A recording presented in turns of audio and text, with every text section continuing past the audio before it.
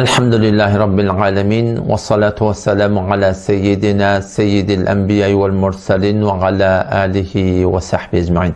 Muhterem aqullan beri, ustadlan beri, jergilan yurtdan akidin hakkında bir tahqiq edipdir. Oşa tahqiqini iddia edipdir ki ol bir akidi ki şeriat boyunca ona haram deyip aydılya, ol hayt akid, şol akidi ki el bilen çekilya edipdir.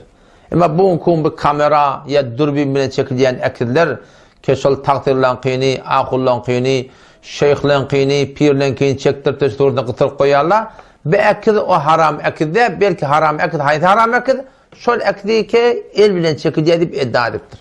Aqullan tahqiq yazıptır ve öde isleptir ki Cenab-ı Hafız yoluma bana men adım tutmancak bana cevap verdi. Aqul Müslüman doğumuz öde ibren tahqiqinna usulun bir kaide getirip el-hukmu mutaallikun bil-illa la bil-hikme deyip barahim bir gurun ortaqlaptır. Gurun şuňutune ki ahuna öde yazgysını iddia edipdir ki Resulullah sallallahu aleyhi ve sellem ne işe akıl haram etti? Ne mucessimen haram etti? Onda diýişen haram edildiğini elletçi deyipdir ki şu zamanında musulmanlaryň yankı mucessimen perestiye, bot perestiye, şoňa meňdestardyr ibadet etmeklige meýlesi edamali, şo derekli peýgamber haram edipdir. Emma bu kunye budatdan gorkusy ýok diýär. Ahunaga dogry aýtýardyň inşallah ki bu türkmen ýylyň arasynda beýle bir telekeçilige biz inşallah barmaz. Emma şoňa meňdes telekeçilikler biziň aramyzda görnügli. Şu aşy takdirlen akly orta gelenmädi, pirden akly orta gelenmädi, şeyhlen akly orta gelenmädi, şu öýlere girdi, tükenleri jaýlaşdy, maşinler jaýlaşanmädi. Nagadar ha adamlar etaat tafagly, keşe akly her kim oýunda bolsa, şoňa bereket gelýär diýe. Sen eşdiňmi eşdiňmi? Sen eşdiňmi eşdiňmi?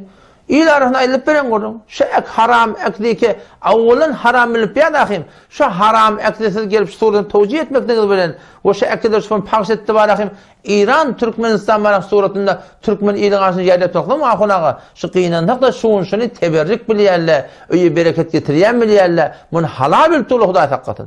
Hanefi mezhep boyunca muhakkik ulabalan haram bilip turan adyny halal bilmeklik ahunaga şu bir dogurdap bolup bilen biziň aramyzda. Mana emel gaty bir ýalňyş ýani. Oşa suratynda bana çok golýanym. Hatta yani ben bir gurun ýadım açdym, öz famillemma şuna meňdeş akyldyr öýüne goýýarlar. Dogurda kıblan tarafına goýýarlar. Ben baramda bara, sen falan can, tenşil akili etek çürten. Ben namaz okuyacak golýarlar. Ola taga barhanda ba, ola taga barhanda ba. Namaz okuyacak golýar. Şu akili kıbla tarafından düşürmeden gorkýarlar. Hatta şu tutlu köçekde var, doğutolanyň ödi. Yani doğutolanyň sıratı men ağzından eşitdim. At bermekde men at bereyin, telefon bermekde men telefon bereyin. Şu var telefon açak golýarlar. Yani sırahatan denanı varlıptır da o şey ekle karşın yaşanan diye oturup da dile botuyor diye.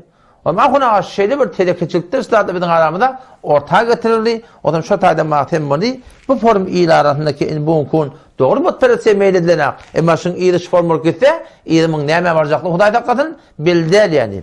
Ondan sonra akuna aşağıda bir tane hadis getirttir. Ki Resulullah sallallahu aleyhi ve sellem aydıptır diye ki vallahi ma akhafu aleykum en tuşriku ba'di. Peygamber sallallahu aleyhi ve sellem aydıptır Allah bilen kasem men ummatimden soram menden soram ummat siz botperes bolarsyň diye korkum ýok diýipdir diýär. Şoňa bilen şu hadisi aýtmaklyk bilen näme diýecek bolýar? Bu ummatda botperesi boljak ýa şu taýda mujesseme kabulny görün ýok. Şoňa akıl bolmaklyk bilen näme? Bu da botperesi sebäp boljak ýa diýip aýtjak bolýar. Awwalan ýa gaýdan görülme özaýynda oýlanmaly görün. Ahunagan şahidin hakynda düşünşi dogry diýip. Bu mumen şu Türkmen ýylyň arasynda ulkan ýalňyşlyk şey.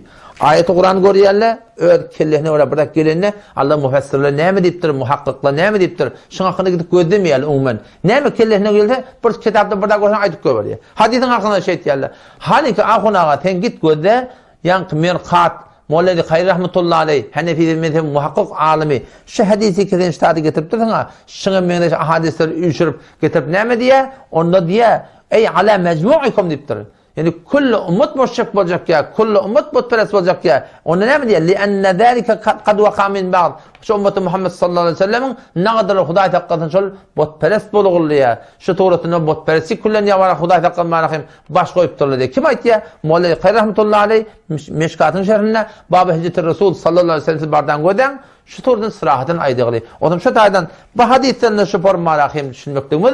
Böyle musulmandan aklym bir geçikildi der yani ki ümmeti Muhammed sallallahu aleyhi ve sellem hiç hatta botperesi tapılmajak bolsun. Hiç hatta ümmet nauz billah müşrik bolmajak bolsun. Ha, Kulli turda boşak olacak değil. Ama öz zayını Huday takım bolandat. Ayında da bu zattan navuz billah. Bolurdur Allah da bir koordinasyon yani. İnşallah indiki bölüklerde bir ahulana baştaki aydan gururlarını inşallah Teala açıklayıp verir.